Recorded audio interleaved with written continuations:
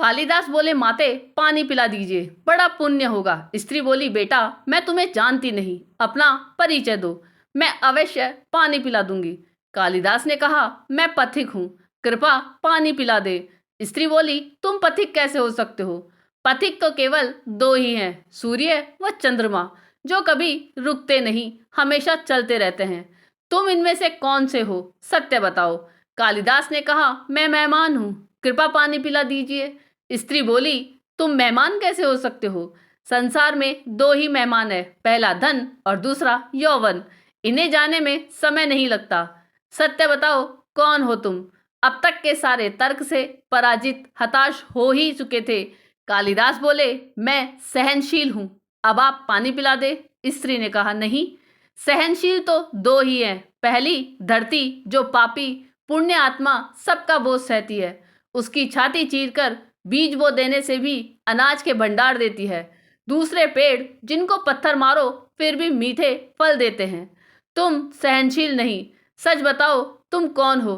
कालिदास लगभग मूर्छा की स्थिति में आ गए और तर्क वितर्क से झल्लाकर बोले। कालिदास बोले, मैं हठी हूँ। स्त्री बोली, फिर है सत्य? हठी तो दो ही हैं, पहला नख और दूसरे केश, कितना भी काटो बार बार निकल आते हैं। सत्य कहे ब्राह्मण, कौन है आप? पूरी तरह अपमानित और पराजित हो चुके थे कालिदास ने कहा, फिर तो मैं मूर्ख ही हूँ। स्त्री ने कहा, नहीं, तुम मूर्ख कैसे हो सकते हो? मूर्ख दो ही हैं, पहला राजा, जो बिना योग्यता के भी सब पर शासन करता है, और दूसरा दरबारी पंडित, जो राजा को प्रसन्न करने के लिए गलत बात पर भी तर्क करके उसको सही सिद्ध करने की चेष्टा करता है। कुछ बोल न सकने की स्थिति में कालिदास वृद्धा के पैर पर गिर पड़े और पानी की याचना में गिड़गिड़ाने लगे। वृद्धा ने कहा, उठो वत्स।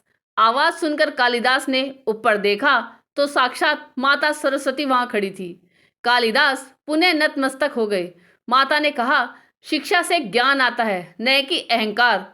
तूने शिक्षा के बल पर प्राप्त मान और प्रतिष्ठा को ही अपनी उपलब्धि मान लिया और अहंकार कर बैठे, इसलिए मुझे तुम्हारे चक्षु खोलने के लिए ये स्वांग करना पड़ा। कालिदास को अपनी गलती समझ में आ गई और भरपेट पानी पीकर वे आगे चल पड़े। आपको ये कहानी कैसी लगी, यह कमेंट करके जरूर बताइएगा। चैनल पे नए हो तो सब्सक्राइब जरूर कीजिएगा और वीडियो को लाइक और शेयर कीजिएगा। जय जय श्री राधे।